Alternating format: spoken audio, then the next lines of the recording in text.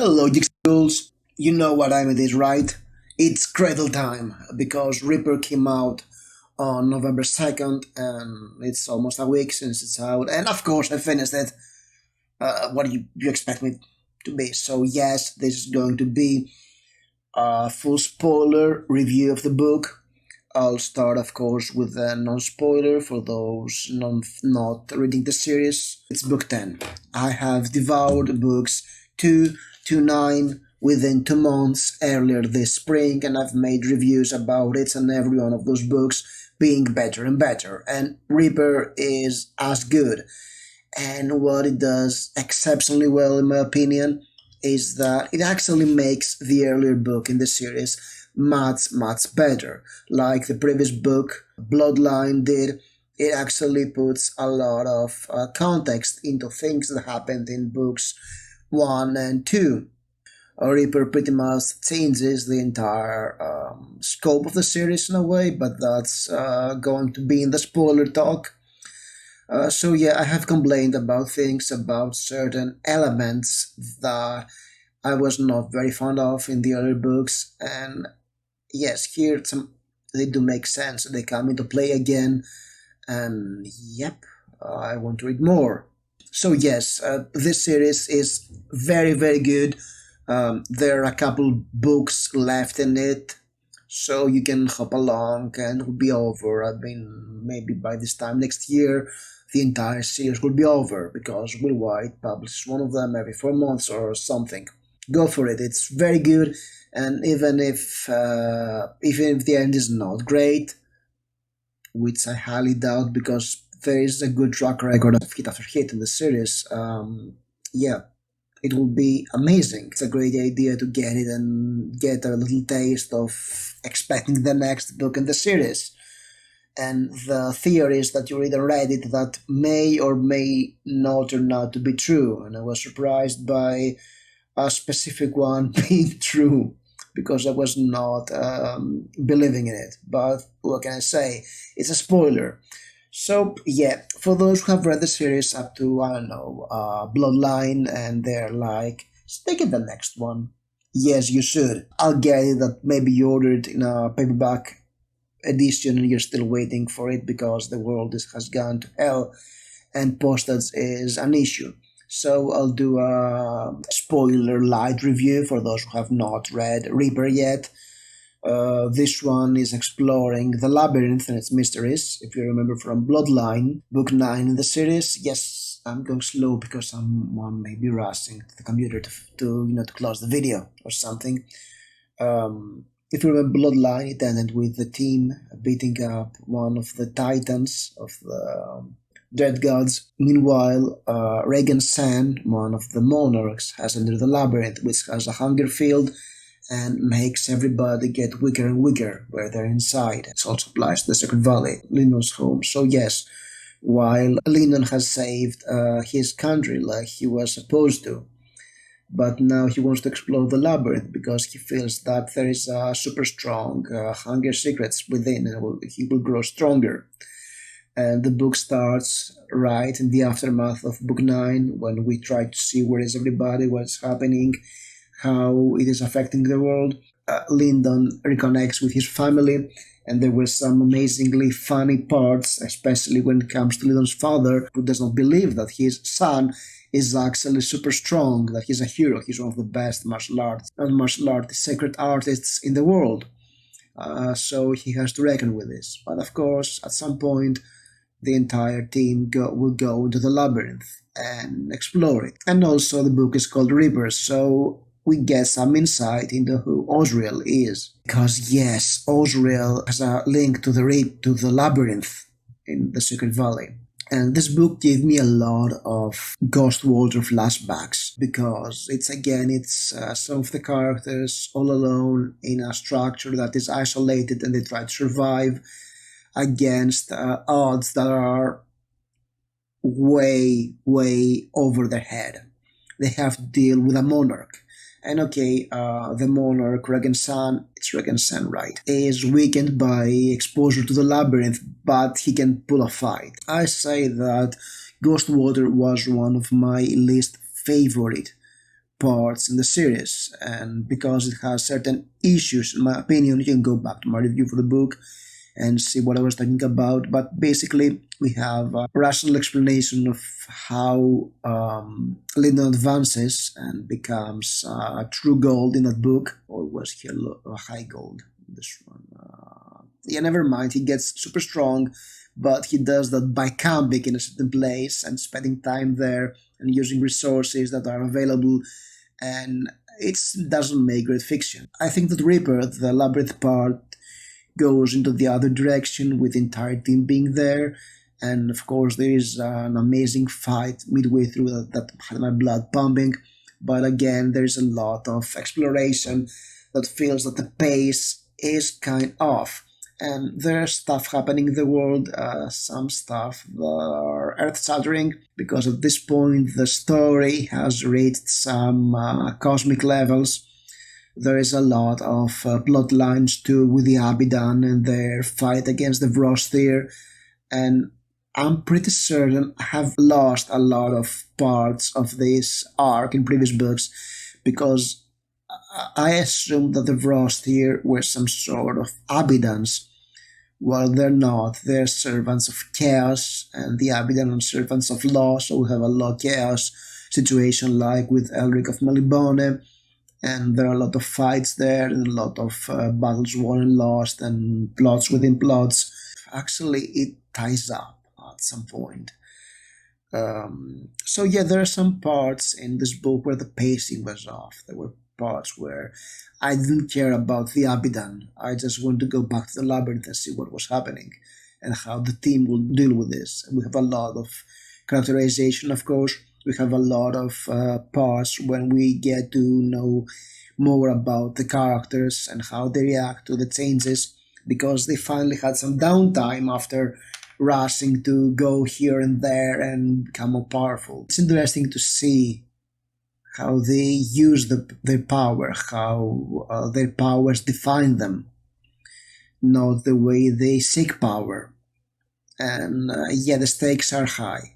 The stakes get to be very high, and their opposition is way above their head. But somehow they manage to survive, which is a victory for them, come to think of it. But then the ending hits, and the ending is just.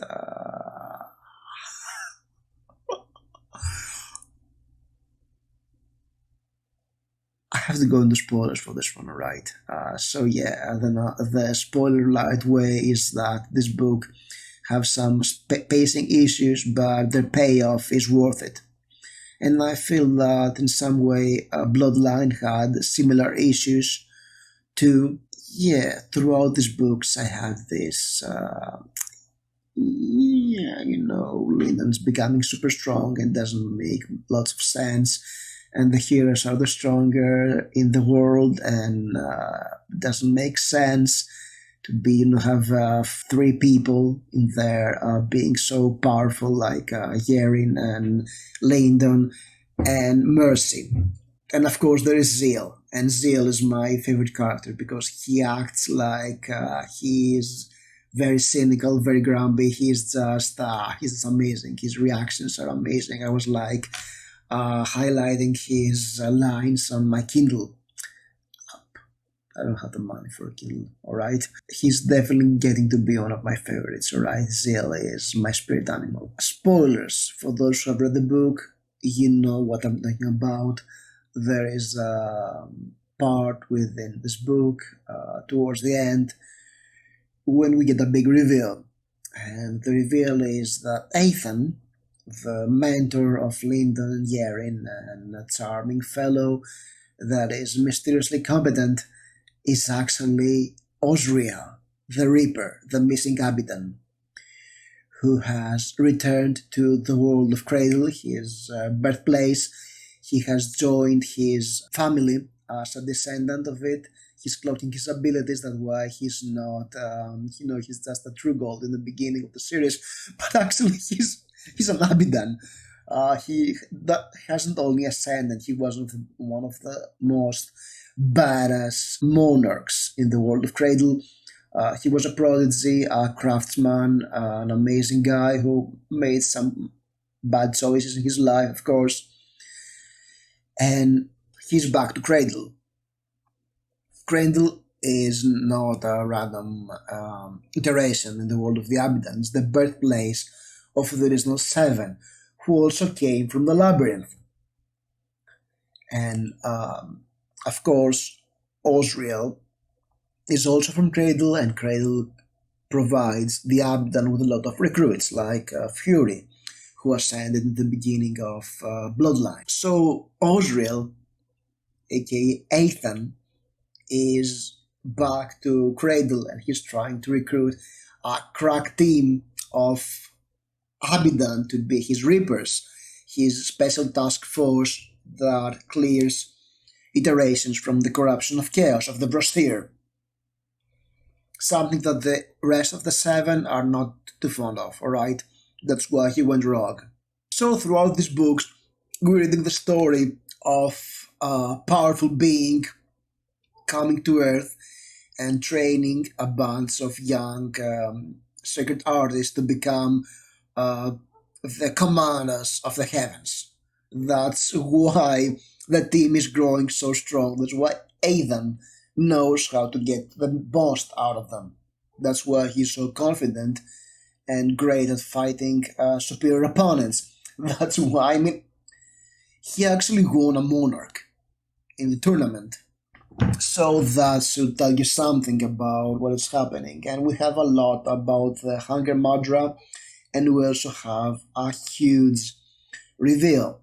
The reason why Dread Gods and Hunger exist is because monarchs do not ascend, they remain in Cradle. So there is this balance of terror, and if the monarchs leave Cradle, the Dread Gods will die. But monarchs refuse to do that. So the team that lacks Aidan, because he revealed his strength towards the end of the book when the Mad King, the leader of the roster, appears on Cradle and wants to destroy everything. Ethan goes, alright, fuck it. I'm Osriel. And he smites him. But he has to leave Cradle. So Lyndon is on his own. He has to either destroy or convince the monarchs to leave Cradle. And I think the next book, 11, is called Dread God. So yeah, we have two more books, and probably we'll have a spin-off series starring Aidan or Osriel, probably. So we'll have Adventures in Heaven series after Cradle ends. But you know what? I'm all for it. I'm all for it right now, right? So yeah, that's it. That's the big reveal that blew my head away. So I was like, yeah, it's okay, but I don't have so much fun with it. All right, I want to see how they will deal with Regan Sen. They don't. It's for the next book, and they have no even with them. But then again, Lyndon came up with another arm that uses hunger. So yes, he may be able to deal with Regan Sen or the Dread Gods on the next book. All right, we'll see. I'm waiting for Will Wight to surprise me. Because a lot of things that happened earlier make a lot of sense. Like in book one, we have the patriarch of one certain family of the Sacred Valley coming back to Cradle. And we also have Osriel doing the same thing, come to think of it. And yeah, or the way that Ethan interacts with Lyndon and Yaren in in the second book. His actions now make sense. You can read the entire series right now and you see it in a new light. You know that Ethan is not just an annoying prodigy that has preternatural ability to sense things because of his bloodline and because he is, he's smart. No, he's not. He is definitely something more. He's the Gandalf of this company. It makes sense for the main characters to advance that far and be so amazing because they were trained with the best to become the best. So yeah, everything makes sense now. In I may not have enjoyed parts of Reaper but in retrospect it makes other books in the series so much better. So I loved it, and I want to read the next book. I can do with less parts of the team being on a structure and trying to to explore things. And also something that really impressed me in this book was the concept of influence, which up to this point in Cradle we have a very strict progression system of levels that are different, and maybe you can win somebody that's one level above you or something if the conditions are right. Clinton is doing this all over his books, but now we have influence, and influence is a much more metaphorical and metatextual sort of power level. It's power of the concepts, and it really puts a new spin on Cradle and the system, the way it works. And yeah, at the end, Lyndon has inherited the labyrinth, so it's interesting to see what will happen to him down there, because the field of the labyrinth is, of course, is different. The suppression field of the sacred valley isn't working. The dread gods have risen.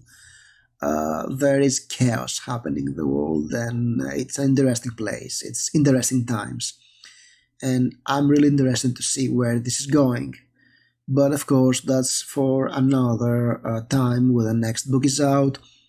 Uh, yeah, as you can understand, I did like this one. I had my, my here and there, but in the end, I'm hyped. And yeah, I mean, even some weaker parts in the series, they don't take away from the fact that the entire series as a whole is getting better and better.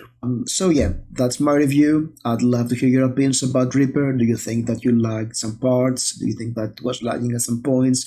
Did you like the big reveal? Leave a comment below. Love to hear your opinions. Thank you for watching.